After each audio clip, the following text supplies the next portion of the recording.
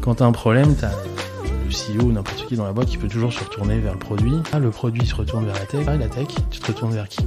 Quand tu te retournes, il n'y a plus personne en fait. T'es le dernier maillon de la chaîne. Donc si toi tu perds le fil ou si tu perds la foi, les gens ils paniquent quoi. C'est mettre le curseur entre laisser le cadre suffisamment ouvert pour que les gens s'épanouissent, puissent proposer des choses, qu'ils soient autonomes. Mais en même temps, si tu le laisses trop ouvert, c'est du chaos. L'objectif quand même, c'est de devenir le meilleur compte courant en Europe d'ici 2025. Je suis Pierre L'Hôpitalier, cofondateur de Kaibi, société spécialisée dans le digital et le développement applicatif. Ces 15 dernières années, j'ai eu la chance de rencontrer de nombreux CTOs et talents du monde de l'IT qui le sont devenus. Aujourd'hui, je leur donne la parole et ils nous donnent leur vision.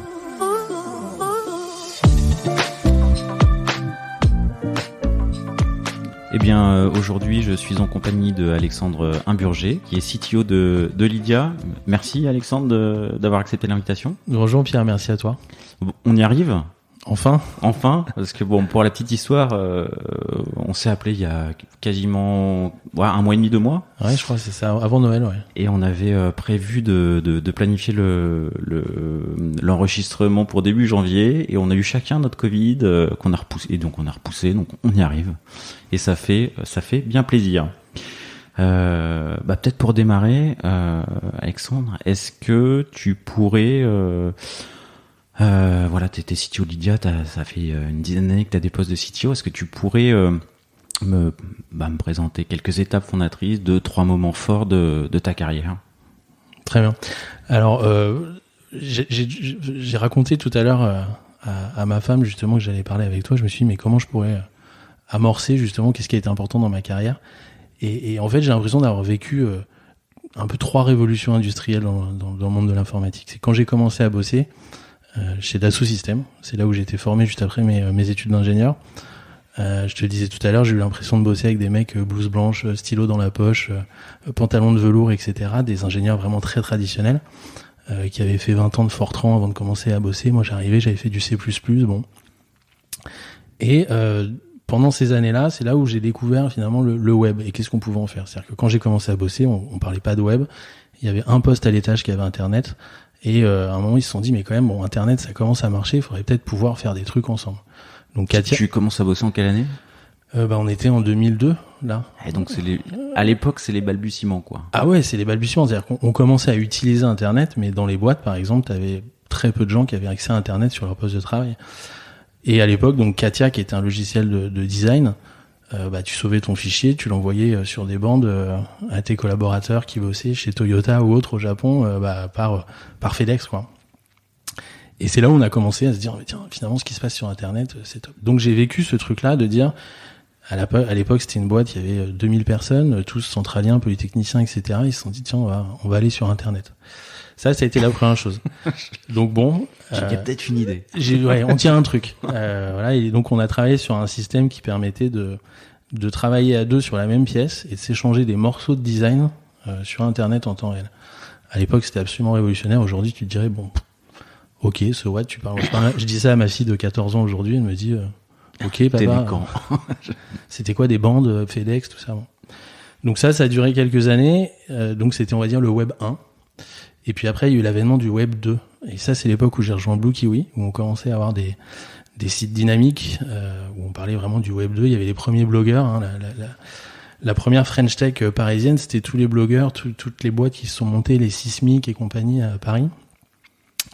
Et c'est là on s'est dit, bon, le web c'était cool, mais maintenant on peut utiliser Internet pour faire des applications, quoi. Ça, c'était le Web 2, et ça a été une étape fondatrice, évidemment, parce que mon premier job de responsable R&D à l'époque, en 2007, et on m'a dit, viens, on fait un réseau social pour entreprise. Tu fais quoi ? Réseau social pour entreprise. 2007, je te rappelle, il n'y avait pas Facebook encore en France. Ouais, on a l'impression que ça existe depuis toujours. Tu vois, quand je te parle de révolution industrielle, c'est ça, c'est qu'il n'y avait pas Facebook. Et donc, à ce moment-là, on allait voir les boîtes, on leur disait, vous savez, si vous laissiez les gens communiquer librement dans votre boîte, ça serait super, s'échanger des documents, communiquer, faire des threads de discussion. Ah, non, vous êtes fous, réseau social, déjà on comprend pas ce que c'est, et puis ça marchera jamais dans l'entreprise. Bon, normalement, ça a marché quand même. Et puis après, Facebook est arrivé. Donc, je pense que certains d'entre eux se sont dit, on a peut-être raté un truc. Donc voilà, avènement du Web 2. Donc je te passe. Ça, c'est Blue Kiwi. Blue Kiwi, c'était... Blue Kiwi, donc réseau social pour entreprise. On en parlera peut-être tout à l'heure, mais on a fini 7 ans plus tard. On a été revendu à Atos pour leur initiative Zéro Email. À l'époque où là, c'était devenu beaucoup plus mainstream de faire du réseau social. Et après, donc la troisième étape, c'est celle que j'ai vue en ce moment finalement chez Lydia, où finalement entre Blue Kiwi et les autres boîtes, c'est un peu toujours plus de la même chose. Et puis là, on arrive à l'avènement de, notamment en partie des crypto-monnaies, du trading, de ce qui peut se passer dans un autre univers encore. On parlerait presque du Web 3, même si on n'y est pas encore. Et voilà, donc c'est ces trois mini-révolutions que j'ai vécues au travers de ces entreprises. Et alors je calculais en venant ici, là, ça fait 20 ans maintenant que je fais ça. J'ai l'impression d'être un vieux. Mais il s'est passé tellement de choses. C'est incroyable. En 20 ans, là, le premier Internet sur lequel j'ai bossé avec les premières équipes de développement et ce qu'on fait aujourd'hui, c'est absolument incroyable. Et alors, si tu propages ça aux théories de l'organisation, à comment on travaille aujourd'hui, etc., c'est encore plus extraordinaire. Voilà, donc c'est vraiment ces trois étapes-là. Du coup, si tu fais le théorie de l'organisation, en termes d'organisation, justement, tu vois quoi comme... est-ce que tu en vois 3 des révolutions en 20 ans ? Alors, ou est-ce qu'on t'en voit 2, 3, 4 ? J'en vois 2. J'en vois la première, c'était t'envoyer ton CV par courrier aux boîtes. Ils te convoquaient, t'avais un entretien, t'arrivais en costume cravate. C'était l'entretien de ta vie, tu vois, d'Asso Systèmes. C'était le truc. J'étais le premier ingénieur de mon école. On m'avait dit, me laisse tomber, ils prendront jamais des gens de notre école parce qu'on n'est pas polytechnique. Je dis, je vais quand même essayer. Donc j'étais vraiment le premier d'une école parce qu'on n'était pas encore vraiment reconnu dans les classements à l'époque, à rentrer T'as fait les Sylves ? Ouais. Dernier classement, on est 5e, j'ai appris ça. J'ai vu que t'avais posté récemment le classement, Ouais, j'étais très étonné. Qui mettait en 5e, effectivement. Alors je t'avoue que j'ai reposté ça sans trop vérifier mes sources, ça me ressemble pas trop, mais j'étais tellement fier que j'ai trouvé ça rigolo. Et donc d'Asso Systèmes, voilà, entreprise très pyramidale, respect de la hiérarchie, presque du corporatisme dans certains niveaux de management en fonction des écoles. Et puis c'était l'époque où j'ai l'impression, alors je veux pas qu'on me taxe de React en me disant c'était mieux avant parce que c'est pas du tout le cas, mais c'était le truc, tu rentrais dans une boîte. J'ai encore des gens avec qui je travaillais à l'époque qui sont toujours chez Dassault Systèmes, et ça fait donc 20 ans. Ils en sont à leur 25e année de carrière, des jeunes. Aujourd'hui, quand t'as passé 2 ans dans une boîte, sur LinkedIn d'ailleurs, c'est fait pour ça, t'as toutes tes expériences, Dassault Systèmes, ils ont une ligne dans leur expérience, et c'est très bien comme ça.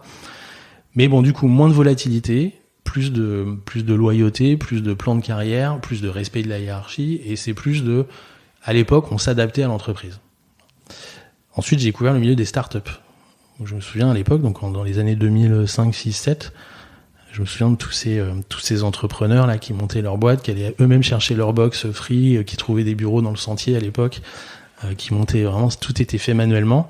Et là, on a découvert un système où d'un coup, il y avait des dizaines de boîtes qui se mettaient à recruter des développeurs en leur promettant monts et merveilles parce qu'on suivait finalement ce qui se passait aux États-Unis. Et donc là, ça a été un renouveau où voilà, c'est les boîtes qui commençaient à se battre pour essayer de chercher des talents et notamment les chercher dans des grosses boîtes comme Dassault Systèmes. Donc là, c'est devenu différent. Ça a été un management beaucoup plus participatif, collaboratif. On a découvert à l'époque les BSPCE ou les stock options. Ça existait très peu finalement. C'était des plans d'intéressement dans les grosses boîtes.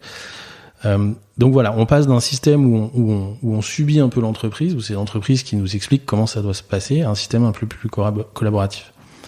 Et ça a duré des années. Et ce que je constate maintenant, c'est que c'est plus trop le collaborateur qui s'adapte à l'entreprise, mais on est tombé dans le schéma inverse, où c'est l'entreprise qui doit absolument s'adapter, parfois, on pourrait le dire un peu trop, aux collaborateurs. Et donc, j'ai l'impression qu'il y a eu un rebasculement total. Tu penses que c'est l'entreprise qui s'adapte aux collaborateurs, ou est-ce que c'est le biais du secteur de l'IT qui où pour le coup, il y a pas de chômage, le secteur est dynamique, et t'as cette perception-là peut-être par rapport à... À la partie IT des boîtes? Oui, alors disclaimer hein, pour tous les gens qui vont nous écouter, je parle effectivement du domaine que je connais qui est l'IT. Je me permettrai pas de faire des généralités sur tous les autres domaines. D'accord, ok. Il y a des domaines où bien évidemment c'est beaucoup plus compliqué de trouver un travail, etc. Donc non. Faut faire attention, c'est vrai que quand on parle du secteur de l'emploi, on a tendance à faire des généralités. Il y a plein de domaines où je pense que les gens aimeraient bien avoir la même employabilité et la même volatilité dans le marché que ce qu'on a dans l'IT. Donc tout ce que je dirai à partir de maintenant, je note, ne sera lié que au département que je connais, au secteur que je connais, qui est l'IT. Mais oui, parce que aujourd'hui, alors c'est un peu différent maintenant qu'il y a le remote. On en parlera après, mais aujourd'hui, un développeur à Paris, il se met sur le marché. D'ailleurs, même sans se mettre sur le marché, il a instantanément 10, 15, 20, 30 jobs. L'autre fois, il y a un développeur de mon équipe qui m'a montré son flux LinkedIn. Le truc, c'est un stroboscope, quoi. Ça clignote tout le temps. Il a des notifications toutes les 2 secondes. Il est contacté par tous les recruteurs parisiens et ça n'arrête pas. Donc forcément, c'est la guerre. C'est la guerre. C'est que t'as beau avoir le meilleur projet, des BSPCE, des tickets resto, un toboggan dans les bureaux, un couloir de nage libre avec des dauphins, enfin tout ce que tu veux, t'es obligé de passer par là. Et donc il y a eu cette espèce de course à l'armement où toutes les boîtes se sont dit qu'est-ce qu'on pourrait inventer comme truc absolument génial pour que les gens aient besoin de vivre, aient envie de venir travailler avec nous, pardon. Et là on est tombé dans cette phase où on faisait des bureaux complètement dingues, où tu faisais des séries A que tu cramais uniquement pour décorer des bureaux, etc. et cette phase-là, moi, je l'ai pas trop aimé sur le moment parce que je me disais qu'il y avait un truc qui allait pas. Et donc là, depuis 1 an ou 2, depuis le confinement, on se rend compte que tout ce truc de dire on va vous faire rêver, on est des boîtes super cool, etc. Bah, ça marche plus trop, quoi. Les gens, ils ont compris que, ben oui, les gens, ils ont compris que quand tu leur mettais des crèches et des restaurants pour dîner le soir, c'était pas juste pour être gentil, c'est parce que t'avais envie qu'ils restent plus tôt le matin, qu'ils arrivent plus tôt le matin et qu'ils restent plus tard le soir. Et donc, ils ont compris qu'il y avait un peu une banane là-dedans et, avec l'avènement du télétravail, de ce qui s'est passé pendant le remote où tout le monde maintenant veut un équilibre perso-pro beaucoup plus, équilibré, balancé, ça marche plus trop. Et maintenant, on retombe un peu dans un schéma un peu plus normal où pour convaincre les gens, il faut un projet. Il faut un projet intéressant, il faut une équipe sympa, il faut des gens qui font attention à leur capital, etc. Voilà. Donc c'est encore une fois, tu vois, on n'est plus dans une révolution technologique, mais il y a eu vraiment des phases clés comme ça dans ces 20 ans où ça s'est vraiment transformé, quoi. Mais pas juste un petit peu, c'est-à-dire que ça a été des revirements complets. Et là, voilà, on revient à un système un peu plus équilibré, j'ai l'impression. Et un gros impact du remote et du confinement. Oui, parce que du coup, le bassin d'emploi, typiquement à Paris, le bassin d'emploi, c'est plus que Paris, c'est tout le reste de la France. Donc déjà, on se bat un peu moins, quoi. Et puis, il y a des régions magnifiques comme le Bordeaux, par exemple, où il y a plein de gens. Il y a plein de gens top. Tu dis Bordeaux, par exemple, parce qu'il se pourrait que je déménage là-bas bientôt. Non, c'est un super projet. Oui, effectivement, je vais vivre là-bas au mois de juillet. Je suis ravi. Voilà, donc il y a des gens, il y a plein de super bons développeurs et d'ailleurs d'autres métiers qui sont là-bas et qu'on voyait pas trop parce que les boîtes étaient à Paris. Et maintenant, quand tu vois que Back Market ou Cdiscount ou même Alibaba en Chine viennent s'installer sur cette région-là, c'est qu'ils ont compris aussi qu'il y avait des gens à aller chercher ailleurs qu'à Paris. Nantes aussi, Lyon, enfin finalement toute la France. Hein. C'est une stratégie que, alors peut-être on fait un fast-forward vers Lydia. Où tu es aujourd'hui, mais effectivement côté recrutement c'est assez intense. Ça va l'être parce que là sur les 3 prochaines années, ce que j'ai lu c'est 800 recrutements, alors pas que dans l'IT, mais toi tu vas en recruter un paquet aussi. Ouais. Du coup il y a une stratégie qui est claire on recrute pas qu'à Paris, on recrute partout en remote. C'est quoi la stratégie du coup de...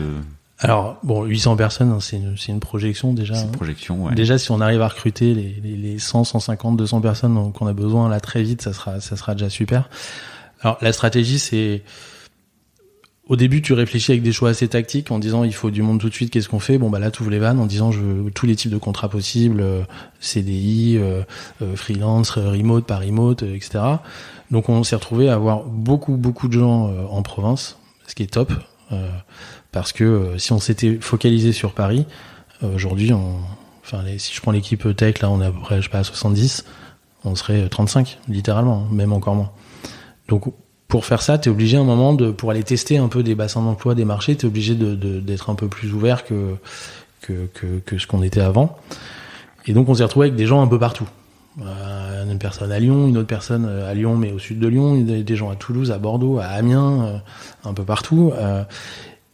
Donc ça marche super et on continue à le faire parce que c'est très bien. Et puis après, on s'est dit quand même, à un moment, si on a plein de gens sur une même zone, il faudrait peut-être réfléchir à qu'ils puissent sociabiliser un peu ensemble. Parce que le full remote, je trouve ça très bien. Mais quand même, c'est dommage s'il y a 10 personnes en full remote qui habitent à 2 km les uns des autres, de pas leur offrir. Voilà. Leur dire, prenez un coworking, c'est peut-être une bonne stratégie, sauf que, on est presque une banque quand même, donc j'ai pas trop envie que des sysadmins soient dans un coworking avec un wifi ouvert, pas de fil d'écran, etc. Donc on s'est dit, plutôt que ça soit un peu fait n'importe comment, là on commence un peu à industrialiser cette croissance et cette expansion, et on se dit, quand on a un certain nombre de personnes dans une ville, ouvrons un bureau, coworking ou bureau physique en fonction de la taille, et au moins on a nos process IT, on a notre sécurité, on peut y aller, enfin on est en train de scaler tout ça, et ça marche super. Et donc du coup vous avez opté pour une stratégie, on recrute et c'est full remote, et aujourd'hui vous en revenez un petit peu? On n'en revient pas, c'est que le confinement nous a montré deux choses, c'est assez ambivalent, c'est que les gens ont besoin de travailler dans un autre modèle que je me lève tous les matins pour aller au bureau. Ça, je pense qu'on l'a tous compris. Celui qui ne veut pas l'entendre va avoir des problèmes. Je veux pas m'avancer, mais je pense que ça va être compliqué. Pour autant, il faut pas tomber dans un travers où je refuse le lien social du bureau. Je t'en parlais tout à l'heure. Ça peut arriver de tomber sur des gens qui pourraient vivre 2 mètres au-dessus de nos locaux et qui disent « je veux un poste de full remote ». Bon, ça, je pense que du coup, il y a un autre sujet derrière, et ça, j'ai pas à juger, mais en tout cas, quand tu essayes de créer un projet, des équipes qui travaillent ensemble, c'est bien d'avoir du lien social, et c'est pour ça qu'on autorise les gens à se regrouper et qu'on leur permet surtout de se regrouper soit dans des coworking, soit dans des bureaux. Donc par contre, si on a un super talent qui est à Marseille, si c'est un talent fabuleux et qu'on n'a pas de bureau là-bas, évidemment qu'on lui proposera un poste en full remote. Mais avec l'opportunité qu'ils viennent régulièrement à Paris. Voilà, maintenant on a écrit des process pour les réservations dans des chambres d'hôtel. Enfin, je dis qu'on parlait de scalabilité, c'est aussi ça. C'est quand t'as 80 personnes en remote, s'ils doivent t'envoyer un mail à toi pour réserver une chambre d'hôtel, tu vois, à un moment ça marche plus. Donc t'es obligé de. Mais si j'avais su il y a 10 ans qu'on ferait ça, t'es obligé de tout écrire, tout communiquer. Pour réserver une chambre d'hôtel, faut envoyer un mail, faut mettre ton nom, ton ID de passeport, machin. Et ça marche super. T'as plein de process. Si j'ai pas un process, tu as plein de process. Ah ouais, des process, on en a plein. Il y en avait beaucoup déjà quand je suis arrivé, parce que on fait quand même des choses qui nécessitent un petit peu d'ordre et de rigueur. Et là, pour tripler les effectifs d'une boîte, tout en continuant à gérer l'argent de bientôt 6 millions de personnes, à un moment il faut un peu de structure et d'ordre et d'organisation. Et le seul moyen, surtout dans des équipes distribuées, c'est d'écrire. Parce que t'as beau dire des choses à l'oral. Quand t'as des gens qui sont dans 12 villes différentes, ça marche pas. Donc il faut écrire. On a une grosse culture de l'écrit chez Lydia. Tout est écrit. Et comment tu les fais? Alors c'est par l'écrit que tu les fais vivre? Enfin parce que ça se transmet aussi par l'oral quand même. Tu fais un classeur d'accueil et tu dis lis-le. Tu sais pas si c'est lu, tu sais pas si c'est compris, tu sais pas si c'est. Tu les fais vivre autrement que par l'écrit les process? Alors il y a deux éléments derrière ça. C'est déjà il y a beaucoup de coaching. C'est-à-dire que quand c'est un process de comment je dois écrire une code review, comment je dois faire une code review, comment je dois écrire une pull request, ça c'est la répétition et c'est le coaching des ingénieurs seniors ou des managers qui va faire que les développeurs vont finir ça se transmet. Ça c'est de la transmission. Et après t'as juste et je reviens à ce que je te disais quand à l'époque où j'étais chez Dassault Systèmes, moi on me disait lis la procédure, je la lisais, je peux te dire que si je la lisais pas, je balisais quoi. Et aujourd'hui c'est vrai qu'il y a parfois des gens d'une nouvelle génération qui, parce qu'il y a ce lien à l'entreprise qui est différent, se disent non ça c'est bon, ça c'est pas pour moi ça. Bah si, une procédure c'est pour tout le monde et c'est justement cet ordre-là il est fait pour donner un cadre dans lequel les gens peuvent être autonomes. c'est ce que je dis souvent, hein, une équipe dans laquelle il n'y a pas de procédure, il y a ce nouveau mode là de faire des équipes là, des holocraties où il n'y a plus de manager, etc. Sur le papier, je trouve ça top. T'as expérimenté ça Ouais. Alors on en parlera peut-être après, mais c'est passionnant parce que.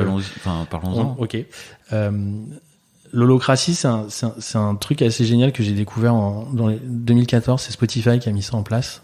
Tu sais, t'as entendu parler des squads. Maintenant, tout le monde sait. C'est eux qui ont inventé ce terme-là. Avec un agiliste fantastique qui a dû faire une longue mission chez eux. Et sur le papier, c'est génial, c'est que tu mets des gens qui partagent un but commun de faire le meilleur outil de playlist musicale au monde. L'équipe d'à côté, c'est je veux le meilleur search de musique du monde. L'autre, c'est je veux le meilleur moteur de recommandation. Et tu penses qu'en les mettant ensemble dans une salle avec un canapé et un tableau blanc, parce qu'ils ont un but commun, ça va bien se passer. Sur le papier, c'est super et c'est un but qu'il faut peut-être essayer d'atteindre, mais dans la vraie vie, ça marche pas pour plein de raisons. C'est qu'à un moment, les gens, ils ont besoin d'avoir un cadre. Parfois, ils ont besoin d'être managés aussi. Ils ont besoin qu'on leur donne une stratégie. Enfin, tout ne peut pas sortir d'une équipe parce que tu mets des gens dans la même pièce. Surtout pour des populations plutôt techniques ou de développeurs où c'est pas forcément des gens qui sont extrêmement communicants. Et je m'associe parce que j'ai fait du développement et j'en fais encore maintenant, donc j'ai pas de souci à le dire. Voilà, donc je pense que voilà, un minimum, il faut mettre le curseur, et ça c'est tout le talent, je pense, d'une équipe de direction dans une boîte qui scale, c'est mettre le curseur entre laisser le cadre suffisamment ouvert pour que les gens s'épanouissent, puissent proposer des choses et soient autonomes. Mais en même temps, si tu le laisses trop ouvert, c'est du chaos. Et on sait que le chaos, en général, ça mène pas bien loin, quoi. Et alors toi, t'es confronté à la problématique du scale chez Lydia. Ouais. Est-ce que le cadre que tu as à un instant T, enfin voilà, est-ce que dans un an, il est plus petit pour laisser les gens s'exprimer, ou est-ce que ça va être un enjeu de le laisser assez ouvert? Et comment tu vas faire? Je dirais que là, il est plus petit maintenant. Alors en fait, il a géométrie variable. C'est-à-dire qu'au début, tu construis l'équipe, il faut emmener les gens, il faut avoir des idées, il faut avoir des propositions, il faut lancer des initiatives. Donc là, le cadre, il est assez grand. Mais à un moment, quand tu as plein d'idées, il faut les exécuter. Parce que si on fait que avoir des idées, à un moment, t'as des idées, quoi. tu fais un labo de recherche ou voilà. Notre objectif, et ça, je l'ai découvert assez tôt. C'est faire de la tech pour faire de la tech, c'est pas ça qui est intéressant. En tout cas, moi, c'est pas ça qui me drive. C'est que tu fais de la tech pour faire un produit pour apporter de la valeur à des utilisateurs, qu'ils soient customers ou business, hein, et pour servir une stratégie d'entreprise. Et donc, juste avoir des gens où tu leur dis, mettez-vous ensemble et puis faites avancer les choses, débrouillez-vous. Très souvent, en fait, tu vas avoir des roadmaps qui vont être extrêmement techniques, limite technocrates, alors que c'est pas ça qu'on veut. Ce qu'on veut, c'est faire la bonne tech au bon moment pour le bon produit. On parlera peut-être de tout à l'heure sur le pragmatisme, mais c'est une valeur qui est très importante. Donc, au début, tu ouvres le cadre parce qu'il faut que les gens proposent des choses, il faut faire un plan. Mais une fois que le plan il est là, je suis très partisan une fois qu'on a un plan, le plan c'est pas le début d'une discussion en fait. On a discuté avant, on construit, et après quand il faut le dérouler, là tu resserres le cadre et là on déroule. Et on essaye de faire ce qu'on a dit qu'on ferait. C'est quelque chose qui est extrêmement important, c'est quand une équipe se commit sur quelque chose, il faut le faire. Et c'est toute la difficulté, c'est d'arriver au bon résultat. C'est la problématique du jeu. En ce moment, c'est ça. C'est comment tu fais en sorte que les entreprises arrivent à délivrer ce qu'elles ont dit qu'elles allaient délivrer. Donc voilà. Donc là, le cadre se resserre parce que on sait ce qu'il y a à faire, on sait comment on doit le faire. Donc maintenant, on le fait. Et c'est plus le moment de se poser trop de questions. Parce que si tu fais que de poser des questions, ça marche pas. Après, il faut pas que ça dure trop longtemps. Il faut itérer. Ça, c'est super important. Et puis une fois que tu as fait une première étape, tu réouvres en disant ok, maintenant qu'on a fait ça, comment on va à l'étape d'après, comment on s'améliore, Donc c'est ça, on réfléchit, on fait un plan, on l'exécute, on mesure. Si ça va, on passe à autre chose. Si ça va pas, on itère. Et ça, c'est la grande règle sur la scalabilité que j'ai appris à mes dépens. C'est l'anticipation et tout ce qui va avec. À tes dépens? Oui. Parce qu'on on fait tous des conneries, hein. Qui ne fait pas d'erreur? Tu t'es pris des murs par faute d'anticipation, défaut d'anticipation? Ouais. Voilà, t'as très bien résumé. Je pense que bon, après il y a plein d'erreurs aussi un peu bêtes, mais les plus grandes erreurs, je pense, c'est le manque d'anticipation sur le recrutement. Genre c'est bon, j'ai 3 Top Gun dans mon équipe, ça va suffire. Puis là d'un coup, boum, t'as 2 millions d'utilisateurs, bah non, ça suffit plus et trop tard, t'as pas anticipé. Première chose. Anticiper sur comment tu vas gérer ton organisation quand elle va grandir. C'est ok, on recrute, c'est cool. On a 100 personnes qui arrivent. Ok, comment on les fait travailler ensemble? Zut, on n'a pas prévu. Donc tu te retrouves avec des gens, et là c'est ce que j'appelais tout à l'heure le chaos, et ça marche pas mieux que quand ils étaient que 10. Et après t'as l'anticipation technologique, où tu te dis, bah tiens, PHP par exemple c'est très bien, et effectivement j'adore ce langage. Bon bah quand tu dois gérer 300 transactions par seconde en temps réel, etc., ça marche plus. Et si t'as pas anticipé, bah le jour où t'arrives à ces 300 transactions, c'est même pas que tu t'es pris le mur, c'est que tu l'as traversé vraiment fort et que ça t'a stoppé net derrière et que faut tout reconstruire, quoi. Donc l'idée c'est de toujours foncer vers le mur, parce que il faut pas non plus trop réfléchir avant, mais savoir rectifier quand même un peu avant de le taper, quoi. Il y a des murs, enfin des exemples concrets tu peux partager? Bah oui, alors je sais pas s'ils vont être vraiment dans l'ordre ou si je vais les associer à une, mais déjà bon, sur le recrutement c'est assez simple, hein, c'est de se dire ok, j'arrive dans une boîte, je vois à peu près ce qu'il faut faire d'un point de vue technologique surtout, parce que je fais partie des CTO qui sont plutôt très techniques que très orientés business et management de people. Donc j'ai tendance à plutôt, voilà, je rebrousse les manches et j'y vais, quoi. Et donc quand t'as la tête dans le guidon, c'est très difficile de à un moment relever et de voir ce qui se passe, de voir si t'es toujours sur le bon plan, sur la bonne ligne. Et donc voilà, quand tu rejoins une petite équipe, t'as envie de faire des choses, tu les fais, et du coup tu prends pas de recul sur ce qui est en train d'arriver. Et quand ça arrive vite, c'est ce qu'on espère tous, et ben ça peut faire mal. Donc je prends l'exemple chez Synthesio, quand je suis arrivé, on avait une grosse base de données avec des milliards de trucs qui venaient d'Instagram, YouTube, etc. On s'est dit bon, c'est bon, ça va tenir, c'est pas ça le problème. Et d'un coup, on a eu plein de clients, et là c'est plus des milliards, c'était des dizaines de milliards. Et là, tu te rends compte que bah ça tient plus sur un seul serveur MySQL. Et là, on s'est retrouvé avec mon acolyte de l'époque, qui était patron de l'infra, à se dire potentiellement, on perd l'intégralité de l'historique de la boîte parce qu'on n'a pas su avant se dire qu'un jour, ça tiendrait plus sur une seule machine. Bon, bah là, pendant 3 jours, on a transpiré un peu et au final, ça s'est bien passé. Mais t'arrives, hein, tu te dis, mais merde. Parce que c'est arrivé comment t'as dit tout d'un coup, Bah en fait, t'arrives à. Ça passé en quelques semaines. C'est des effets de seuil en fait. C'est que surtout avec des technos comme MySQL notamment ou MariaDB, c'est que tu penses que tout va bien jusqu'au moment où ça va plus. C'est con, hein. Mais parfois tu dis tiens, là j'ai mon espace disque qui augmente, j'ai ma RAM ma RAM libre qui diminue, etc. Non, en fait, c'est que tout va bien jusqu'au moment où tu as un peu plus de données que, alors je vais pas rentrer trop dans les détails techniques, mais que ce qui peut rentrer en RAM. Et là, du coup, il gratte les disques, et là, les disques, ils tiennent plus, et ça marche plus. Tu as des temps de réponse qui mettent des heures et des heures, t'abîmes les disques, et à un moment, bah, tu commences à perdre des nœuds ou des disques. Et puis, quand il t'en reste plus que 3, et que t'as plus de redondance, plus de RAID, tu sais que le prochain qui part, il t'emmène de la data, quoi. Bah ouais, là, t'es obligé d'avoir une discussion un peu compliquée, quoi. Bon, ça c'est bien fini. Ça c'est fini. J'ai eu de la chance. Tous les problèmes qu'on a eus, ils se sont toujours bien finis. Je touche du bois. Celui-là, il s'est fini comment? On a réussi à reconstruire un cluster à côté avec des disques neufs en SSD et puis plus gros. Et puis surtout, on a dénormalisé, on a sorti pas mal de données de ce monolithe de base de données pour que ça se passe mieux, quoi. Ok. Ouais, celui-là, je m'en souviens. Je pense que je m'en souviendrai. Ouais, une petite nuit blanche, ouais. Quoi, ou 2. À plusieurs. Oui. Ouais. Ça a été long. Ma femme s'en souvient aussi, d'ailleurs. Mais oui, c'est des moments où tu te réveilles le matin, tu te dis, waouh, qu'est-ce qu'on va faire aujourd'hui, quoi. T'as l'impression d'avoir tout épuisé. Et donc là, ce qu'il faut, c'est pas paniquer, travailler avec tes équipes, te mettre, bon les gars, maintenant qu'on s'est un peu reposé, 1 heure, on a forcément laissé passer un truc, allez, on recommence. Tableau blanc, ok, tu reprends le truc. Et là, t'apprends à pas paniquer. Parce que si toi tu paniques, tout le monde panique. Ouais. Et ouais, ça c'est l'histoire de la vie de pas mal de CTO, je pense, c'est que quand t'as un problème, t'as le CEO ou n'importe qui dans la boîte qui peut toujours se retourner vers le produit. On dit ouais, ça marche pas, le produit se retourne vers la tech, ouais, ça marche pas, et la tech, tu te retournes vers qui? Quand tu te retournes, il n'y a plus personne en fait, t'es le dernier maillon de la chaîne.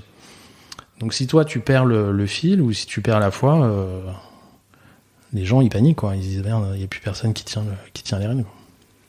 T'as eu d'autres nuits blanches ou d'autres... Enfin, oui, mais d'autres murs un peu comme ça?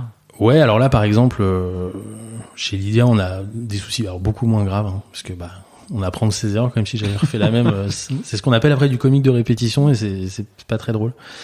On a des petits soucis, mais justement, c'est fort de cette expérience-là que ces soucis-là sont pas devenus des énormes, ce que j'appelle des shitstorms, et qu'on arrive à les gérer au fur et à mesure. C'est ça qui est passionnant en fait, c'est que finalement chaque expérience, on te demande toujours la même chose. Hein. Est-ce que tu veux nous rejoindre, monter une équipe, nous aider à scaler, mais à chaque fois c'est différent parce que tu revis finalement, c'est toujours les mêmes problèmes. Hein. Un serveur qui plante, ça c'est universel, ça arrivera dans toutes les boîtes. Sauf que ta façon d'appréhender le problème et de le gérer et de l'anticiper va changer. Du coup, tu règles un problème et le coup d'après, c'est un autre problème. Tu dis tiens, je pensais pas que c'était possible d'arriver à... Et donc, du coup, tu disais, une manière de l'anticiper, t'as parlé de mesures. Ouais. Tu monitores, c'est beaucoup. C'est ce moment où je te dis que je suis un psychopathe du monitoring. Typiquement, le truc principal que j'ai appris, notamment chez Synthesio, c'était la première fois qu'on avait vraiment beaucoup de volume. Alors Synthesio, tu sais, c'est une app qui permettait aux marques de surveiller ce qui se disait sur eux, sur tous les réseaux sociaux. Donc on tapait des grosses équations de recherche, genre je veux savoir tout ce que disent les femmes de 50 ans en Chine sur ma nouvelle crème L'Oréal. C'était ultra puissant. Et en fait, donc on scannait des milliards de documents tous les jours, et donc nos clients pouvaient rentrer des équations de recherche, ça faisait des dashboards avec des données démographiques. On était capable de dire que les gens parlaient positivement ou négativement de cette marque. Mais il me semble d'ailleurs que tu as reçu... J'ai reçu Julien Play qui t'a succédé. Exactement. Et effectivement, il en a parlé. Ouais, il avait parlé. Enfin, c'était monstrueux les centaines de millions de data. Ouais, c'était énorme. Le volumétrie de data et... On a frôlé le pétabit. Hein. Ah ouais. Pétabit aussi, pareil, c'est... Tous les 5 ans, non, je sais même plus. Après, péta, c'est exa, je crois, je sais même plus. Avant, les terras, c'était le truc, quand t'atteignais le terra, c'était énorme. Maintenant, nous, c'est ce qu'on génère juste en log de debug en une journée, quoi. Du coup, chez Synthesio, si j'ai bien la chronologie en tête, toi, tu vis une période où la boîte est revendue? Ou tu pars avant, tu pars juste après? Comment ça se passe? Non, alors si je devais faire du pur marketing, je dirais oui, c'est encore une boîte qu'on a revendue quand j'étais là, mais non. Je suis parti juste avant. Je suis parti quelques mois avant. Mais disons que la fierté que j'en ai tirée, c'est d'avoir déjà passé le cap du scaling. Et d'ailleurs, on n'est pas revenu sur le sujet du monitoring, on reviendra après, mais c'est passer le cap du scaling pour pouvoir aller à l'étape supérieure qui était justement de s'associer avec une grosse boîte comme Ipsos. Donc non, t'as pas eu à gérer la fusion de deux cultures, fusion d'équipes. Non, alors avec Synthesio, on avait racheté 2 boîtes déjà, donc on s'était amusé déjà à faire ça. La fusion avec une grosse boîte, je l'ai vécu quand on a revendu à Atos. Et là, tu passes d'une boîte, on était 150. Alors, donc là, on parle de Blue Kiwi. Ouais. Qu'on a revendu à Atos, ils étaient 78 000. Et moi, je suis arrivé le torse bombé en me disant, on va révolutionner le monde de l'IT. Ouais. J'ai vite compris que tu t'attaquais à un géant et que là, pour le coup, ils font des trucs extraordinaires, hein, mais pour faire bouger un millionième de centimètre que toi, tu peux faire bouger comme ça quand t'es dans une start-up, eux, tu sais, des mois et des mois de travail, de préparatifs, tu fais des réunions de préparation à des réunions. J'ai découvert ce truc-là et là, je me suis dit, non, en fait, c'est pas mon truc. Mon truc, c'est vraiment de rejoindre des boîtes qui sont en train de passer un palier, qui sont en train de grandir, de scaler, de replatformer. Mais aller faire de la politique dans les grands groupes, c'était vraiment pas mon objectif. Et ça l'est pas forcément non plus aujourd'hui. Ok. Tu m'avais posé une question sur le monitoring. Désolé, je parle On digresse, c'est bien. Ouais, donc je disais psychopathe, pourquoi? Parce que justement, donc chez Synthesio, on avait énormément de volume. Et donc c'est la première fois je dis on parce qu'à cette époque-là, je travaillais avec mon ami Fred de Villamine, qui était patron de l'infra avec moi. Et il m'avait suivi depuis chez Blue Kiwi, justement. Donc on avait vécu des années de misère ensemble sur tous les problèmes que tu pouvais imaginer, des backups que tu perds MySQL, etc.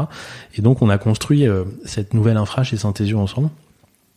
Et on s'est dit mais comment on peut surveiller ce qui se passe? Ça va tellement vite. C'est-à-dire que tu lances un process, tu vas prendre un café, tu reviens, t'as 10 Tera de log. Enfin, le truc, c'est complètement dingue. Et c'est là où on a commencé à mettre en place plein de métriques, du monitoring en temps réel. On avait des écrans, le truc, c'était un tableau de bord de 777. Et c'est à ce moment-là que tu dis, ok, là, je reprends le contrôle un peu sur ma vie. C'est plus l'infra qui me dit à quelle heure je dois me lever la nuit et qui m'annonce quand il y a des problèmes. C'est, on a la data et on a ce qu'il faut pour voir venir. Et c'est quoi les petits tips, grosso modo, tes conseils pour définir une bonne stratégie de log? Parce que on peut tout loguer, après ça devient, ça clignote partout, et puis c'est gourmand aussi en mémoire. Enfin bon, analyser des choses qu'on log qui servent à rien. Est-ce qu'il y a des choses que tu préconises pour mettre en place une bonne stratégie de log? J'aurais pu dire il y a quelques années, il faut tout loguer tout. Ouais. Sauf que tout loguer, c'est comme rien loguer, c'est-à-dire que ça te génère tellement de bruit que c'est inexploitable. Ce qui est sûr, c'est que maintenant, ce qu'on fait avec nos équipes de dev, là, c'est ce qu'on log et ce qu'on mesure, on le définit dans les specs. On a un truc qui s'appelle les Technical Design Documents chez Lydia, où les équipes de développement, parce que on a des squads, chaque développement qu'ils font, ils écrivent un doc avant de rentrer en phase de développement, et ce doc-là est revu par tous les seniors de toutes les squads confondues. Ça permet vraiment de partager les bonnes pratiques, les guidelines, etc. Et donc on a un chapitre qui dans chaque document qui dit comment je mesure ce que je fais. Et ça, et qu'est-ce que je log. Et ça, c'est vachement intéressant parce que du coup, c'est du monitoring by design. C'est-à-dire qu'avant même d'écrire une ligne de code, tu sais ce que tu vas monitorer. On utilise Prometheus massivement. On a atteint le trilliard de métriques dans VictoriaDB, là, qui est notre base de données qui stocke toutes les métriques qu'on stocke tout le temps. On mesure des milliers de sondes et tout le temps. Donc on est capable de voir, tu vois, on a un cluster Elasticsearch avec une 50aine de nœuds. On sait exactement quand le CPU, la RAM, le qu'est-ce qui se passe sur les disques, et on est capable de corréler ça avec une augmentation de trafic. On se dit à midi 00, tout le monde va acheter son sandwich. On est capable de le voir jusqu'au disque sur un stockage secondaire. Ce qui fait que quand il y a un problème, en fait, on est capable de remonter toute la chaîne, et surtout, on le voit arriver. Et en général, comme c'est un effet un peu boule de neige, ça te permet de remonter à la source, quoi. Il y a rien de pire que d'être aveugle, parce que déjà tu paniques, tu te dis mais qu'est-ce qui est en train de se passer? Et ça marche plus, je ne sais pas ce qui se passe. Ça, je crois que c'est le pire des trucs qui peut t'arriver.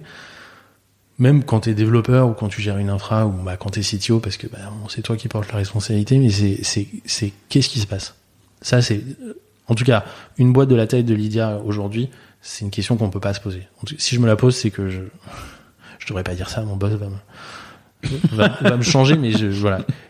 Parce que des problèmes on en a, c'est évident. Par contre, si je peux pas dire qu'est-ce qui se passe, c'est que là on a un gros souci.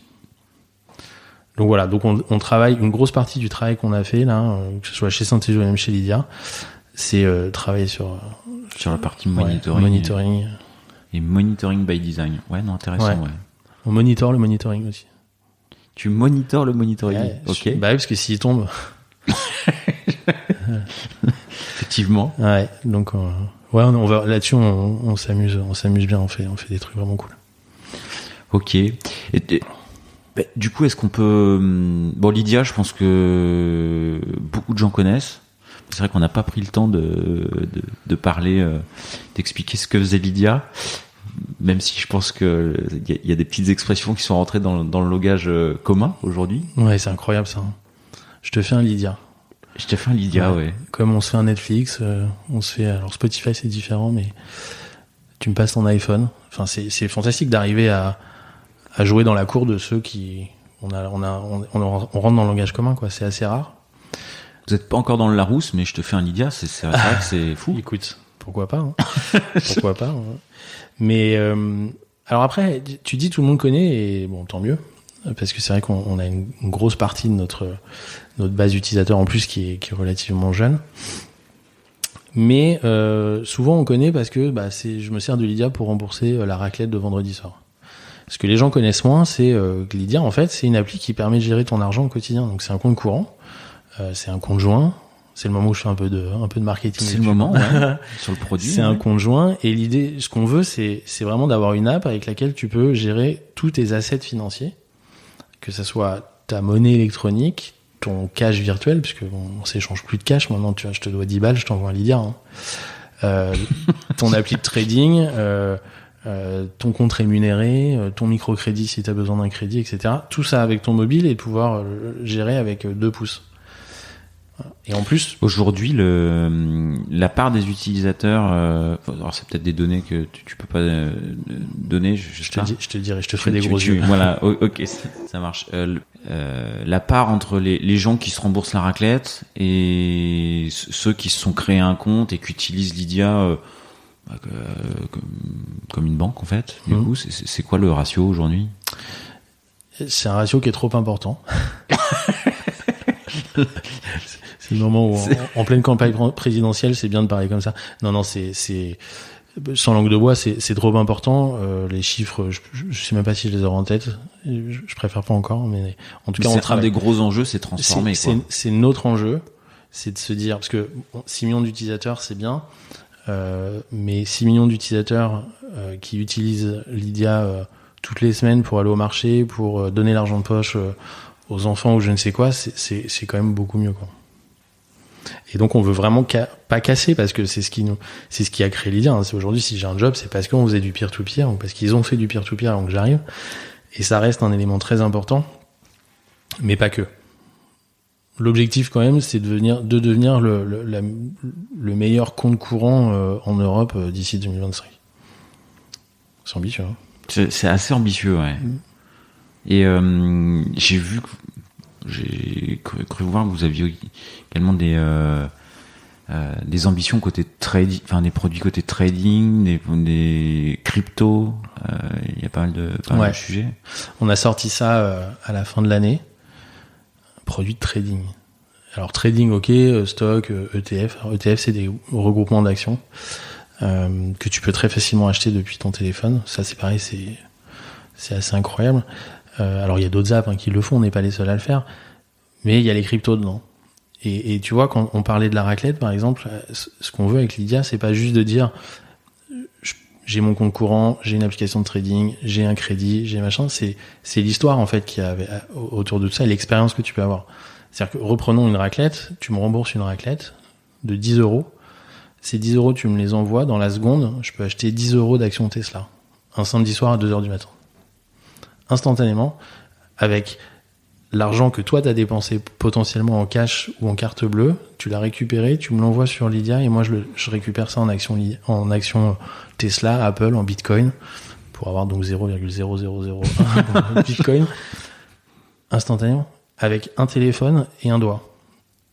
Ça, moi, c'est pas parce que je bosse chez Lydia, mais déjà je trouve ça assez incroyable. Et cette histoire-là, je trouve que c'est vraiment l'histoire qui est intéressante à raconter. Parce que aligner des produits les uns à côté des autres, bon, tout le monde peut le faire. Mais par contre, avoir un lien et avoir une histoire à raconter, c'est là où tu peux faire la différence. Et là les objectifs en termes au niveau des infras, va falloir avoir des problématiques de scalabilité. Enfin voilà, vous voulez combien d'utilisateurs en plus l'an prochain, dans 2 ans, dans 3 ans Il me semble qu'il y a 250 millions de personnes en Europe. Donc, à peu près, hein. En tout cas, dans les pays qu'on target. Mais, si demain on peut avoir 10 millions, 20 millions d'utilisateurs en Europe qui utilisent Lydia comme un compte courant. Comme un compte courant, ouais, ça serait. Après, qu'est-ce que ça veut dire un compte courant? Tu vois, c'est pas parce que c'est pas juste domicilier ton salaire, c'est un compte que tu utilises régulièrement pour dépenser de l'argent. Donc, tu vois, ça peut être un compte secondaire. Ah oui, un compte courant, c'est pas forcément. Enfin, vous le nommez pas comme je domicile mon salaire sur le compte Non, même si on a des gens qui domicilient leur salaire sur Lydia, c'est un IBAN, hein, donc les gens, ils ont leur salaire, ils ont leur prélèvement qui tombe tous les mois chez Lydia. Aujourd'hui, pour 4,90€ par mois, t'as un compte, tu peux tout faire avec comme tu ferais dans n'importe quelle banque. Et ça, c'est vrai qu'on le... Enfin, moi, je rembourse les raclettes. C'est déjà pas mal. Hein, c'est mon use case, quoi. Ouais. Non, mais c'est vrai que... Et je pense que... J'ai pas vraiment de data là-dessus, mais ça serait intéressant d'avoir l'avis des gens, justement, d'autres boîtes qui sont dans le langage commun et qui ont dû... Tu vois, par exemple, Netflix... peu de gens, notamment mes enfants, par exemple, qui sont ados, ne savent pas qu'avant Netflix, ils t'envoyaient des cassettes vidéo chez toi, quoi. Ou des DVD d'ailleurs. Aujourd'hui, c'est un service de streaming.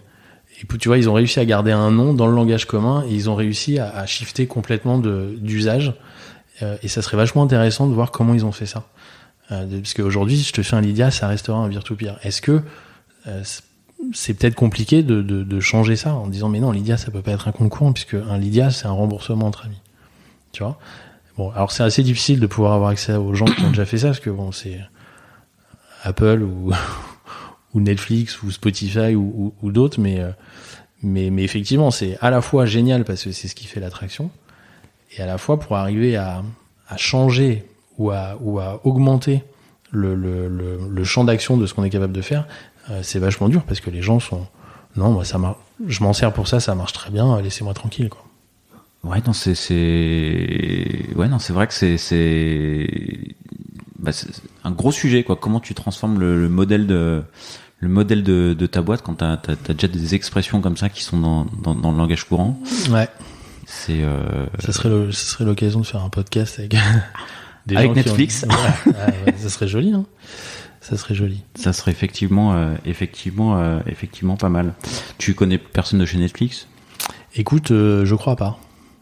Bon, bah écoute, mais par contre, si toi t'en connais, je serais intéressé de discuter avec eux.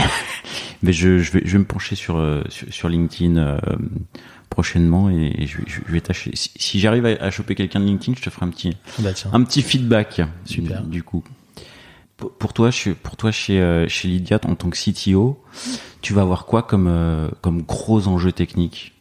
Tes gros enjeux techniques, à part le monitoring. Ouais, ça. Est-ce que niveau sécurité, est-ce que niveau infra, data, IA, il y a des sujets. Ouais. Alors, je vais commencer par le plus simple, c'est l'infra. Ce qui est sûr, c'est que on est comme toutes les autres boîtes, hein. Plus t'as d'utilisateurs actifs, plus il faut de serveurs, ce qui est logique, plus il faut de ressources. Et donc, il vaut mieux avoir utilisé des technos qui sont capables de scaler horizontalement. Alors maintenant, c'est devenu extrêmement mainstream, sauf pour des technos type MySQL notamment. Ou... ouais, ça. Tu comprends que j'ai eu un petit passif avec MySQL maintenant. Mais, j'ai vu, ouais. Mais non, là, par exemple, nous, on utilise PostgreSQL. Et j'adore MySQL, mais c'est vrai qu'à scale, on a un peu moins de problèmes avec PostgreSQL. Mais après, d'autres technos comme BigQuery chez Google ou Elasticsearch, où là, tu vois, on a un cluster Elasticsearch, on a 2,5 milliards de transactions dedans. Ça commence à être pas mal, hein. 2,5 milliards. Ouais, 2,5 milliards, et on peut chercher dedans n'importe quel mot, donc sur 5 ans d'historique, et ça répond en 200 millisecondes. Bah, ça, tu vois, on est super fiers de ça, parce que t'as quasiment aucune banque où tu peux revenir à des transactions que t'as fait il y a 5 ans, et y avoir accès en 200 millisecondes. Ouais. Moi, je vais sur mon app de ma banque traditionnelle dont je tairai le nom. Déjà, t'es limité à 1 mois ou 3 mois d'historique. Si tu dis, tiens, qu'est-ce que j'avais dépensé déjà il y a 6 mois, bah, c'est mort. Faut faire un courrier, il faut... Donc c'est l'enjeu, donc, au-delà de rajouter des serveurs, c'est de réfléchir à des technologies qui vont nous permettre de faire des choses extrêmement compliquées et que ça ait l'air ultra simple. Parce qu'en vrai, sur ton téléphone, quand tu vois la transaction que tu as fait en 2013, pour toi, c'est juste évident. Voire même que tu puisses cliquer dessus et modifier l'intitulé pour t'en souvenir après. Il n'y a aucune banque qui permet de le faire aujourd'hui. Ça paraît bête, hein. Dit comme ça, oui. Donc mon rôle, c'est de fournir la techno qui permet à des gens beaucoup plus créatifs que moi d'avoir des idées complètement dingues et qu'on se dise pas « Ah ouais, mais c'est pas possible » ou « Ah ouais, mais non, on n'a pas la techno, etc. » Donc, dans l'anticipation, c'est de te dire, mais qu'est-ce qu'il pourrait avoir comme idée complètement dingue? Bah, typiquement celle-là. Tiens, je voudrais revenir à des historiques de 2013 et rajouter une photo pour que je m'en souvienne. Je te parle de ça parce que je suis en train de bosser dessus spécifiquement en ce moment. Il y a un petit coup, ça déborde. Un petit peu de vécu, du coup. Un petit peu de vécu. Mais c'est passionnant parce que d'abord, c'est extrêmement concret et en même temps, c'est de l'anticipation. Donc, c'est à la fois concret maintenant et aussi avec toutes les possibilités qu'on va pouvoir avoir demain. Et vous partez sur quelle techno? Bah là, je te dis, c'est Elasticsearch, pour la partie recherche. Ensuite, sur la partie base de données, parce que bah, pour stocker des transactions, le transactionnel, c'est quand même pas mal. Notamment, tu veux débiter un compte et recréditer un autre, ce qu'on appelle l'atomicité. Ça fera rire si jamais mes équipes entendent ce podcast, que je dois leur répéter à peu près 78 fois par jour. Bon bah ça, il faut des bases de données. Donc on gardera ça, mais avec du sharding, du partitioning, avec tout ce qu'il faut pour pouvoir scaler ça de manière efficace. Et après, on fait aussi beaucoup d'asynchrone, parce que finalement, quand tu fais une opération, tu as besoin d'avoir un résultat immédiat, mais est-ce que tu as besoin d'avoir l'intégralité du traitement qui est fini? Est-ce qu'on peut pas un peu te mentir en te disant, tiens, quand je t'envoie de l'argent, tu vois tout de suite que t'as envoyé, mais pour autant, est-ce que l'autre en face, il l'a reçu? Est-ce que c'est grave s'il le reçoit que 4 secondes plus tard? Pour que toi, tu aies le résultat immédiat. Bon, bah pour ça, c'est pareil. On travaille sur des systèmes des systèmes asynchrones type Kafka ou RabbitMQ. Et c'est là où on envoie, là, on commence à envoyer jusqu'à 1000 messages, 1000 documents par seconde là-dedans. Donc, il faut que ça tienne, quoi. Voilà. Et tout ça, on le fait L'asynchrone, c'est ce qui vous permet de tenir de la charge supplémentaire? Bah ouais, parce qu'en fait, si tu réponds en 100 millisecondes, tu libères une place pour celui d'après. Si tu réponds en 3 secondes, pendant 3 secondes, bah, les autres, ils attendent parce qu'il est occupé à te répondre toi. Ouais. Donc ça, c'est... Et 4 secondes sur un paiement, aujourd'hui, on s'en fout, en fait. Bah, si je te l'envoie, mais même, en fait, si tu le vois, déjà, si au moment où je fais envoyer, ou si je fais une carte bleue, par exemple, je vais chez mon boucher, je lui achète une côte de bœuf. Par exemple. J'espère que t'as pas d'anti-viande dans tes auditeurs, mais je paye à Madame la bouchère, parce que c'est elle qui encaisse, et bah tout de suite, je le vois, ma transaction dans Lydia. Ouais. Si tu fais ça avec ta carte d'une banque traditionnelle, tu vas l'avoir 2 jours après. Ouais. Et ça, c'est le fameux use case jeunes étudiants ou moins jeunes, où t'es dans un bar, et le lendemain, tu te dis, waouh, est-ce que j'ai pas un peu forcé hier? Qu'est-ce que j'ai dépensé? Tu sors les tickets de caisse, tu fais, oh, il y en a. Et puis pendant 3 jours, tes tickets de carte bleue, ils vont me rappelle des souvenirs, ton histoire. Moi aussi, il est pas si lointain, en plus. Bon, bah, avec une app comme Lydia, le temps réel, tu vois tout de suite. Et on pourrait même imaginer que tu te fixes des limites en disant, bah, ce soir, je veux pas dépenser plus que 30 € dans ce bar-là. Et à 30, t'as un petit pop-up en disant, allez hop, au dodo. Je vois que vous avez plein d'idées. Par exemple, alors, elle n'engage que moi, hein. Je suis pas sûr qu'il y ait un vrai business derrière, mais c'est le genre de choses auxquelles on peut penser. Tiens, aujourd'hui, je vais aller dans un cercle de jeu au poker. Je vais me mettre une limite Lydia. Les limites, en tout cas, alors pas pour le poker évidemment, mais les limites, t'as certains use cases qui peuvent être effectivement intéressants. Et il y a sur la roadmap, tu peux pas peut-être en dire. Il y a des choses que tu peux pas dire, mais est-ce qu'il y a des grosses évolutions fonctionnelles sur lesquelles vous travaillez, qui seront des nouveautés produits que tu peux partager? Alors, effectivement, comme tu le dis, hein, mais je pense que je dois pas être le seul à te répondre qu'une roadmap c'est secret. Sinon, c'est plus une roadmap, c'est un communiqué de presse. Mais non. En fait, notre objectif là, c'est vraiment justement, c'est ce qu'on disait tout à l'heure, c'est que quand les gens pensent Lydia, ils pensent plus que remboursement, mais c'est mon compte courant. Donc, on passe des heures et des heures à réfléchir à qu'est-ce qui nous manque comme feature aujourd'hui pour avoir le meilleur compte courant qui puisse exister. Alors typiquement, tu vois, il y a encore pas si longtemps que ça, les prélèvements, on les supportait mal. Bon bah c'est des choses qu'on a tout de suite mis dans la roadmap parce que c'est super important. Là, je te disais tout à l'heure, j'ai leaké un peu d'informations, mais de pouvoir avoir une espèce d'émotion autour de ton historique de paiement en disant bah tiens, je peux changer le label pour me souvenir que là c'était le resto d'anniversaire avec ma femme, voire même mettre une photo, tu vois. Et du coup, consulter tes comptes n'est plus juste un exercice comptable, mais un souvenir comme quand tu verrais tes souvenirs Facebook ou Google Photos, tu vois. Ah, cette note, elle était belle. Ouais, alors après, tu peux pas cacher le montant, donc ça peut être à la fois un bon souvenir ou un rappel à l'ordre. Mais bon, en tout cas, c'est ce côté-là. Donc ça, c'est des fonctionnalités sur lesquelles on travaille. Le produit de trading, c'est un produit dont on est assez fier, mais c'est vraiment une V1. Donc on peut aller encore beaucoup plus loin quand on voit ce que font même pas nos concurrents, mais en tout cas d'autres apps de trading, tant sur la partie sociale que social, donc partage, que sur des fonctionnalités de purement de trading. On va aller aussi beaucoup plus loin sur tout ce qui est compte commun et compte joint. Là, avec Lydia, tu veux ouvrir un compte avec ta femme, un clic, boum, vous avez un IBAN avec un compte joint, vous avez tous les deux une possibilité de mettre de l'argent et payer avec des cartes bleues différentes. Voire même, si t'es pas content et tu te dis, ça arrive souvent, tu te dis merde, j'ai payé les courses avec le compte joint, en fait c'était à moi, comment je fais? Bah tu peux changer la source de paiement. Tu dis finalement les 200 € de cours, je les prends pas sur le compte commun, je les prends sur mon compte. Et là on recrédite le compte, on redébite le compte d'après. Tu vois, c'est des fonctionnalités comme ça. Que d'habitude on le fait soi-même, ça en fait. Bah voilà, ouais. Là tu fais changer la source de paiement, boum boum, terminé. Donc ça, bon, c'est quelque chose qui existait, mais on est en train de l'améliorer, de le mettre plus en avant pour que ça soit extrêmement facile, voire même agréable, de gérer tes comptes au quotidien. Ok, donc bon. Et plein d'autres choses. Tu peux pas partager plus. Si, c'est pareil, nos produits, on a des produits de crédit aujourd'hui qu'on veut améliorer. Il y a plein de sujets autour du buy now pay later. Acheter maintenant, payer plus tard. Tout le monde y va. On y réfléchit aussi.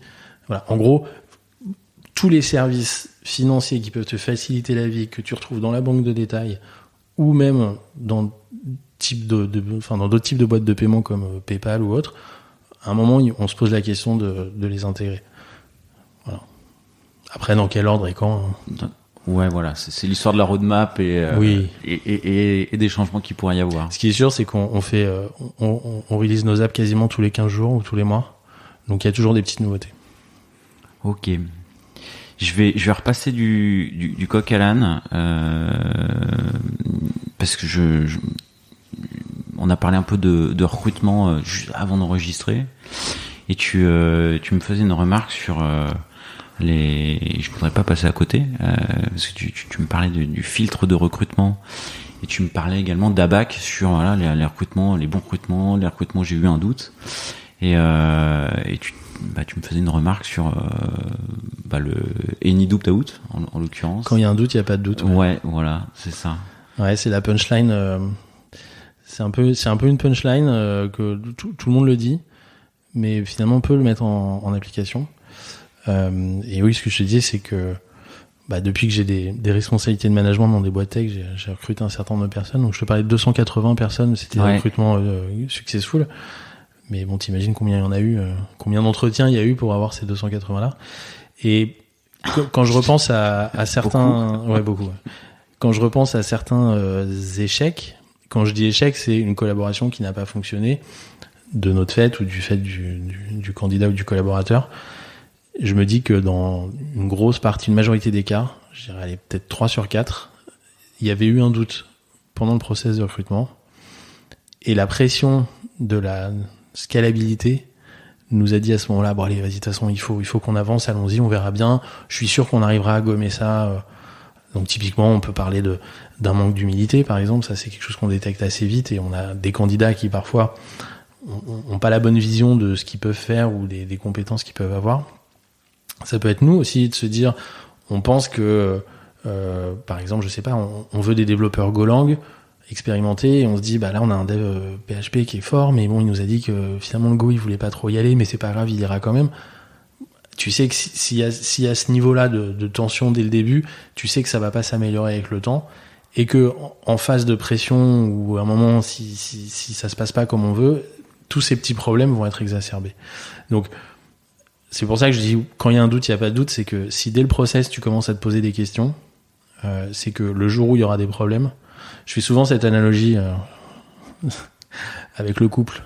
C'est que quand il y a des problèmes dès le début, alors que tout va bien et que ça doit être génial, en général, le moment où tu vas rencontrer des vrais problèmes liés à la vie de tous les jours, ça va exploser. Là, tu te dis, mais je le savais en fait. Déjà dès le début, c'était mal barré. Donc voilà. Donc il y a pas de mauvaise comparaison derrière ça, mais c'est un peu le même sentiment. C'est que quand tout va bien et quand ça doit être positif, si déjà tu sens qu'il y a des trucs qui vont pas, fatalement quand il y aura des problèmes, parce qu'il y en aura, des problèmes, des réorganisations, des problèmes de performance, des problèmes de delivery où il faut à un moment secouer un peu les équipes pour que ça avance, etc. Ces trucs-là, ça explose. Alors tu disais, on se le dit tous, quand il y a un doute, il n'y a pas de doute, et finalement, on fait tous la connerie. Enfin, on le fait tous. Là, tu le conscientises, tu le verbalises. C'est quelque chose que tu arrives à t'appliquer aujourd'hui, ou encore aujourd'hui, ou comment tu arrives à le minimiser? Non, je serais bien heureux si j'arrivais à l'appliquer. Comme tous les principes dont on parle tout à l'heure, hein, c'est vrai que c'est toujours quand t'es derrière un micro et que on te laisse une tribune pour raconter des choses, t'as tendance à dire écoutez-moi, je vais vous expliquer.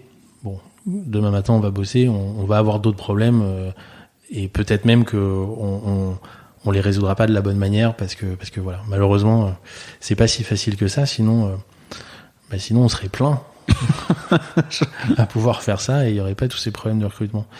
Mais de plus en plus. C'est-à-dire que heureusement les erreurs et les échecs de recrutement vont de mieux en mieux d'année en année. Là, chez Lydia, on a un taux de turnover record. Record dans le bon sens. C'est-à-dire que on garde, faible. Ouais. C'est-à-dire que tous les gens qu'on a recrutés ces 2 dernières années, on est à moins de 2% de turnover. Et je pense que certains de mes collègues qui m'entendent dans notre boîte ça doit leur faire envie mais ça nous a, c'est un travail qui est colossal. Toute l'équipe de direction, toute l'équipe de management, tout ce qu'on fait au quotidien, où finalement on n'est pas là on sert pas notre business directement, tu vois, quand on réfléchit à comment instaurer une culture. C'était le grand mot depuis plusieurs années. Comment tu réfléchis à ça, mais de manière concrète, transparente. Comment tu rends ta boîte cool sans avoir de baby-foot et de PlayStation. C'est un travail, c'est colossal. Et on a travaillé pendant 1 an avec les équipes pour arriver à améliorer ça. Et aujourd'hui, on a mis en place un INPS. Donc c'est le Net Promoter Score, mais appliqué à l'entreprise. C'est-à-dire qu'en gros, tu demandes aux gens tous les mois s'ils sont contents d'être là et s'ils recommanderaient Lydia à leurs potes. Et le score a bien largement augmenté. C'est-à-dire que tu passes tous les mois, tout le monde met son petit smile. Alors, c'est sous forme de smiley. Enfin, c'est une note. En fait, c'est une note de 0 à 10. Au-dessus de 7, t'es promoteur. À 7, t'es neutre. Et en dessous de 7, t'es plutôt, pas promoteur, quoi. Et si t'es pas promoteur, si t'es pas promoteur, c'est que qui vient. Alors, c'est anonyme. Heureusement. Ah oui. Ok. Non, en fait, ce qui nous intéresse, c'est pas de savoir que un tel est pas content. Parce que, déjà, des gens pas contents, t'en as toujours. Ce qui est intéressant, c'est l'effet de masse et les différences de mois en mois. C'est-à-dire que si ça ne fait qu'augmenter, tu dis que tu es sur la bonne voie, que tout va bien. Si d'un coup il y a un mois où ça s'écroule, c'est que là tu sens qu'il s'est passé un truc qui fait que les gens se reconnaissent moins dans la stratégie de l'entreprise, sont moins contents du travail qu'ils font, etc. Et donc ça donne un effet de levier pour essayer de comprendre et d'agir. Et c'est depuis qu'on a mis ça en place qu'on a lancé plein d'initiatives, que ce soit de l'internal event, c'est-à-dire on organise des événements en interne pour que les gens sociabilisent, etc. On a organisé des soirées au théâtre, enfin des choses qui sont bêtes, mais qui fonctionnent super bien. On essaie d'améliorer vraiment la transparence sur la stratégie, c'est-à-dire que tous les mois on présente là où on en est dans les chiffres, est-ce que c'est bien, est-ce que c'est pas bien, etc. Voilà, c'est toutes ces initiatives-là qui font que en moyenne, les gens se reconnaissent dans cette boîte-là, ils sont fiers de travailler pour la marque, ils aiment le produit et ils comprennent la stratégie. Et puis parfois, tu prends une décision, et puis tu vois que le mois d'après, vous reconnaissez-vous dans la stratégie de la boîte, un peu moins là. Tu dis peut-être que, alors, on se dit pas est-ce que c'était la bonne décision ou pas, parce que si on l'a fait, c'est que on assume et on l'a prise. En revanche, peut-être qu'on n'a pas communiqué assez bien et que les gens se sont sentis trahis ou qu'on les a pas mis dans la boucle ou qu'ils comprennent pas pourquoi on a fait ce choix-là. Voilà. Donc c'est vraiment tout ça, toutes ces initiatives qui font qu'aujourd'hui on est assez content d'avoir un turnover bas. Bah, pour le coup, très faible. Ouais, je touche du bois. Ouais. J'ai réveillé demain, j'aurais 10 départs, tu sais pas pourquoi. Non, on est ravis, et du coup, c'est apaisant parce que tu sais que tu peux construire un peu sur le... Et juste, je pousse l'idée, le Net Promoter Score, quand t'as quelqu'un qui note, y a pas une option, quelqu'un qui est pas content, limite, serait intéressant que la personne qui est pas contente, ou même celle qui est très contente, qui puisse y avoir l'option de, bah voilà, j'aimerais partager un peu plus, le rendre pas forcément anonyme pour pouvoir en discuter, justement. Alors, déjà, ils peuvent rentrer des commentaires. Et on encourage. Alors, des commentaires, quand tout va bien, on est toujours preneur. Hein, on distribue du love, c'est cool. et franchement, quand tu donnes tous mal et que voilà, c'est toujours agréable de voir que les gens sont contents et qu'ils le disent. Mais là où c'est vraiment actionnable, c'est plutôt quand ça va pas. Ouais. Et donc c'est pour ça que c'est anonyme, c'est que on dit à tous nos collaborateurs qu'ils peuvent écrire à peu près tout ce qu'ils veulent. Ensuite, on essaie d'instaurer une vraie culture du feedback, où on fait beaucoup de one-one, où on essaie de montrer que, alors oui, il y a une hiérarchie, oui, il y a des managers, etc. Pour autant, les feedbacks, ça va dans tous les sens. C'est-à-dire qu'on veut pas arriver à un espèce de truc top-down où il y a que le manager qui peut dire ce qu'il a à dire à son collaborateur. Donc tout ça, c'est énormément de travail, et c'est vrai qu'à un moment, tu te dis, mais pendant qu'on fait tout ça, on n'avance pas sur le produit, sur le business, etc. Mais en fait, ça, je pense, et c'est peut-être pour ça qu'on est arrivé là où on est aujourd'hui, c'est que d'avoir ton équipe qui est solide, qui a envie d'être là, qui a des idées et qui avance, est-ce que c'est pas la base pour arriver à licorne ou pas licorne d'ailleurs, hein, mais à construire sur le futur, à avoir une boîte qui marche, à avoir des gens qui sont contents de travailler, et voilà. Parce que si tu passes ton temps à devoir remplacer des gens et à te demander si demain t'auras toujours une équipe de dev ou d'infra au bureau, c'est angoissant, tu subis un peu le truc, et je pense que t'as pas la tête libre pour imaginer un vrai plan sur le futur. Ok, ouais. Je rebondis sur un truc, parce que tout à l'heure j'ai perdu un peu le fil, et je retrouve ma question quand tu prononces le mot licorne, parce que je t'ai contacté au moment où vous annonciez les 103 millions un peu plus de 100 millions d'euros de levée de fonds. Quand la levée de fonds elle est annoncée, toi tu sais que ton boulot va changer, que ta fonction va changer ou pas, tu l'anticipes, va falloir scaler, comment tu l'anticipes ta journée, ton changement de... C'est presque un changement de poste quand on va y avoir un scale de ce type. C'est exactement ça, et c'est une très bonne question. Déjà, bon, à cette journée-là, tu sens qu'il se passe un truc quand même. Tu dis, tiens, au-delà de tout le buzz, alors on a eu la chance, on a eu des ministres et des présidents de la République que je vais pas citer mais qui nous ont fait un message, etc. Donc c'est ce moment-là où tu te dis, waouh, ça y est, c'est gagné. Bon, déjà, tu te rends compte que c'est pas du tout gagné, en fait, hein. Pour l'instant, ce n'est qu'un effet de levier purement financier. C'est maintenant que tout commence, en fait. Et c'est que tout commence, pourquoi ? Parce qu'en fait, jusqu'à maintenant, t'es encore dans l'artisanat, tu vois, alors même si t'as des levées avant, hein, si t'as des gros montants, mais tu t'es encore en construction, on t'appelle encore start-up. Quand t'atteins le statut de licorne, les fonds, tu les as, machin, donc t'as plus trop le droit de te planter. C'est-à-dire que maintenant, il faut vraiment être, je vais dire sérieux, ça fait pas qu'on l'était pas avant, mais il faut vraiment se projeter, il faut sortir peut-être de ce cadre parfois artisanal pour arriver vraiment à industrialiser. Dans la tech, c'est vraiment d'avoir une machine à fabriquer du logiciel.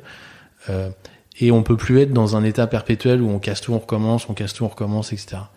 Et donc, là où ça change, c'est que déjà, il faut encore plus d'anticipation. Et il faut encore plus réfléchir à 2 fois avant de prendre une décision, parce que plus le bateau est gros, plus il met de temps à tourner quand tu veux tourner. Tu vois, t'as un petit mastercraft, là, tu mets un coup de volant, le truc il tourne sur lui-même. Quand t'as un bateau de croisière, t'as plus de temps, t'as plus de monde à faire bouger. Et donc, si tu passes ton temps à aller à gauche, à droite, tout le monde a le mal de mer, quoi. Et c'est ça et c'est l'erreur qu'il faut pas faire, c'est que avoir plein d'argent, c'est cool, mais faire n'importe quoi avec, tu perds tout le monde. Et du coup, ça devient contre-productif. Et c'est vrai que parfois, dans ma carrière, justement, quand tu cherches la bonne techno, le bon business model, justement, ton rôle, c'est de tout essayer tout le temps. Donc là, c'est différent. Là, on sait à peu près là où il faut aller. On va encore essayer des choses, mais il faut le faire de manière beaucoup plus structurée, apaisée. Avec anticipation. Et avec anticipation, voilà.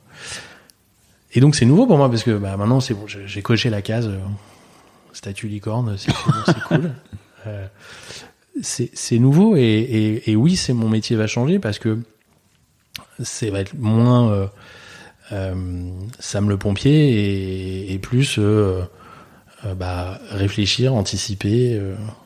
Et voilà, donc forcément, à ce moment-là, tu te poses plein de questions. Tu te dis, mais est-ce que moi, ce qui m'intéresse, c'est pas juste de rester dans la tech, me retrousser les manches et régler des problèmes, ou est-ce que je veux prendre plus de hauteur et être peut-être moins sur le terrain, mais plus réfléchir. Voilà. Donc a priori, là, t'as répondu à la question. Oui, c'est ça. Ouais. Mais après, c'est pas interdit que ça change. Hein, mais là, il y a encore beaucoup de choses à faire. On l'a senti quand t'as parlé de la roadmap et de tout ce que vous aviez fait. On va arriver sur mes questions finales. Est-ce que tu as un proverbe, une devise, une phrase que tu répètes qui t'accompagne? Non, alors tu sais que tu m'avais posé la question quand on a préparé ce podcast, et je n'ai pas. J'en avais une que j'ai oubliée, parce que en fait comme tu as peut-être pu le constater, de temps en temps je sors des punchlines comme ça que j'oublie instantanément après. Donc non, j'ai pas de proverbe, j'ai plus des. Il y a un truc que je dis tout le temps sur la scalabilité, c'est que quand t'essayes c'est pas vraiment une punchline ni un proverbe, mais si t'essayes de scaler trop tôt, le scénario qui va se passer, c'est jamais celui que t'as prévu. Et ça, je le dis pareil à peu près 92 fois par jour, c'est quand parfois il y a des équipes de développement qui suroptimisent tout de suite en disant, mais tu vas voir quand on aura. Je dis, mais laisse tomber. Tu vas voir que quand on va avoir des millions d'utilisateurs, ils vont pas utiliser le produit comme toi tu l'as pensé, parce que c'est dans trop longtemps, même si c'est dans 2 mois. Et donc tout ce que tu as fait, on va le jeter, on va recommencer. Donc scalabilité trop tôt, ça marche pas. Donc tu vois, c'est pas vraiment un proverbe, mais c'est plus des courants de pensée comme ça que. Ok. Est-ce que tu as un surnom ou plusieurs surnoms? Non, alors tout le monde m'appelle. Tout le monde, j'y pensais, tout le monde m'appelle Alex. Quand on m'appelle Alexandre, c'est qu'il y a un problème en général. En général, c'est ma mère ou ma femme. Quand j'entends Alexandre, je sais pas, j'ai un frisson où je me dis ouf, je fais une connerie. J'ai dû faire une connerie. Mais non, sinon c'est Alex. Mes parents me donnent un surnom, mais je peux pas le dire en public. Ok. Je me décrédibiliserai complètement, et ça, c'est pas possible. Ok, donc si on veut te faire peur, on t'appelle Alexandre. Voilà. Quand c'est sérieux, c'est Alexandre. Ok, ça marche. On a pas mal balayé pas mal de questions, mais est-ce qu'il y en a une que je t'aurais pas posée que t'aimerais que je te pose? Écoute, j'ai beaucoup parlé. J'espère que je me suis pas trop perdu dans mes longues phrases, mais non, on a abordé plein de sujets super intéressants, et c'est vrai que moi c'est des sujets qui me passionnent. Je pourrais en parler pendant des heures et des heures. Et du coup, ce sera le mot de la fin. Je te remercie d'avoir accepté l'invitation, et je te souhaite plein de réussite dans toute la roadmap que tu nous as partagée, et celle que tu nous as pas partagée non plus. La roadmap secrète. La roadmap secrète. Voilà, il y a plein de sujets effectivement chez Lydia. Merci beaucoup à toi, c'était super. À très bientôt. Salut.